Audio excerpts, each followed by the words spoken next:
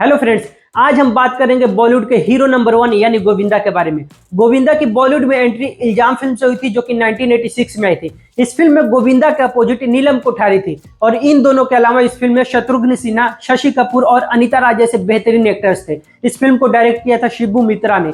1 करोड़ 40 लाख के बजट में बनी इस फिल्म ने वर्ल्ड वाइड 6 करोड़ का कलेक्शन कर सुपर हिट होने का तमगा हासिल कर लिया।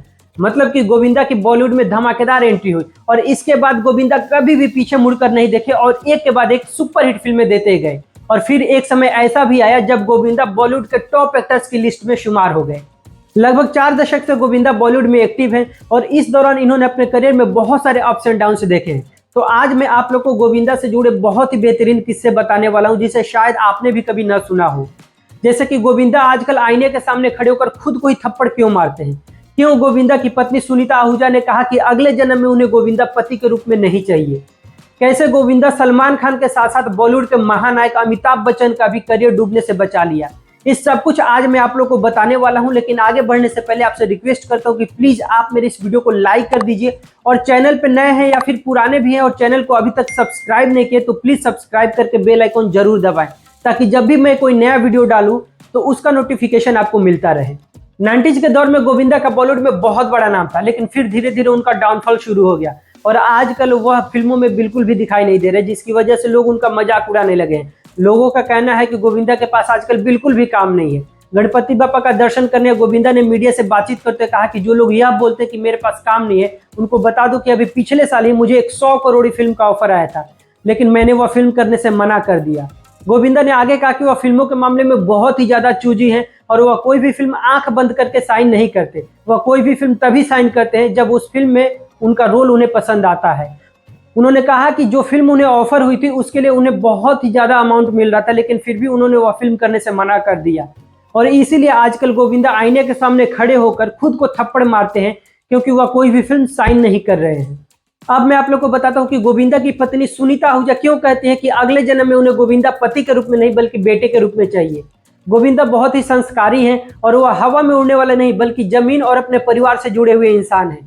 और परिवार में वह सबसे ज्यादा करीब अपने माँ के थे, या फिर यूं कहें कि उनकी माँ उनके दिल के बहुत ज्यादा करीब थी। एक बार उन्होंने इंटरव्यू में बताया था कि जब वह स्ट्रगल कर करके हार जाते थे, थक जाते थे, डीमोटिवेट हो जाते थे, तब उनकी माँ उनका हौसला बढ़ाती थी, उनके अंदर पॉजिटिव एनर्जी भरती थी। वो अपने माँ के सपोर्ट और आशीर्वाद से ही चौल से फ्लैट और फ्लैट से आलीशान घर तक का सफर तय किए। गोविंदा अपनी माँ से इतना प्यार करते थे कि अपने हर जन्मदिन पे अपनी माँ का पैर धोकर पीते थे, जिसे संस्कृत में चरणामृत बोला जाता है। सुनीता आहूजा ने यह भी कहा कि जब वो शादी करके गोविंदा के घर आई तो पहले ही दिन गोविंदा ने उनसे कहा कि इस घर में सिर्फ और सिर्फ मेरी माँ की चलेगी, उनके बिना इस घर का एक पत्ता भी नहीं हिलेगा। इसीलिए सुनीता आहूजा चाहते हैं कि अगले जन्म में गोविंदा उन्हें पति के रूप में नहीं बल्कि बेटे के रूप में चाहिए, क्योंकि वो अपनी पूरी जिंदगी में ऐसा संस्कारी बेटा नहीं देखा है। अब मैं आप लोग को बताऊंगा कि गोविंदा ने कैसे बॉलीवुड के भाईजान यानी सलमान खान के करियर को भी बूस्टअप किया। एक बार गोविंदा ने खुद बताया कि 90s के दौर में जब उनका करियर पीक पे था, एक के बाद एक सुपरहिट फिल्में दे रहे थे, तब वो बनारसी बाबू के साथ साथ जुड़वा फिल्म की भी शूटिंग स्टार्ट कर दिए थे। फिर एक बार रात के करीब 2-3 बजे सलमान खान का उन्हें कॉल आया और सलमान खान ने कहा कि चीची भैया और कितनी हिट फिल्में दोगे। तब गोविंदा ने पूछा क्यों, क्या हुआ? तो सलमान खान ने कहा कि आप जो जुड़वा फिल्म कर रहे हो उसे मेरे लिए छोड़ दो, वह फिल्म मैं करना चाहता हूँ और उस फिल्म के साथ साथ उस फिल्म के डायरेक्टर और प्रोड्यूसर को भी मुझे दे दो। गोविंदा और सलमान खान में बहुत ही अच्छी दोस्ती रही है, इसलिए गोविंदा ने दोस्ती की खातिर वह फिल्म सलमान को गिफ्ट कर दी। 6 करोड़ 25 लाख के बजट में बनी यह फिल्म जब 1997 में रिलीज हुई तो 24 करोड़ से ज्यादा का बिजनेस किया। इस तरह गोविंदा ने सलमान खान के करियर को एक नई ऊंचाई दी। अब मैं आप लोग को बताऊंगा कि गोविंदा ने कैसे बॉलीवुड के महानायक अमिताभ बच्चन के करियर को भी बूस्टअप किया था। जब गोविंदा अपने करियर में आगे बढ़ रहे थे तब अमिताभ बच्चन ने उनका साथ दिया और 1991 में उन्होंने गोविंदा के साथ हम फिल्म की। इन दोनों के अलावा उस फिल्म में रजनीकांत भी थे और यह फिल्म सुपर हिट हुई, जिसने कि गोविंदा के करियर को और भी तेजी से आगे बढ़ाने में मदद की। फिर धीरे धीरे समय बदलता गया और गोविंदा आगे बढ़ते चले गए और अमिताभ बच्चन का डाउनफॉल शुरू हो गया। और एक समय ऐसा भी आया जब गोविंदा हिट पे हिट फिल्में दे रहे थे और अमिताभ बच्चन एक हिट फिल्म देने के लिए तरस गए थे।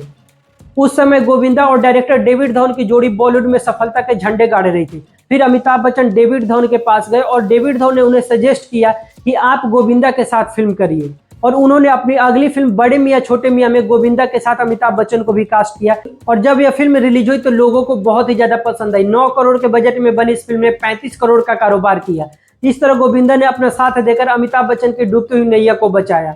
60 साल के हो चुके गोविंदा के ऐसे बहुत सारे किस्से कहानियां जिसे एक बार में बता पाना पॉसिबल नहीं है। वैसे गोविंदा की कौन सी फिल्म आपको सबसे ज्यादा पसंद है, कमेंट करके जरूर बताएं। और अगर मेरा यह वीडियो पसंद है तो प्लीज इसे लाइक कर दें और चैनल को सब्सक्राइब करके बेल आइकॉन जरूर दबाएं। मिलते हैं आपसे एक और इंटरेस्टिंग वीडियो के साथ, तब तक जय हिंद, वंदे मातरम।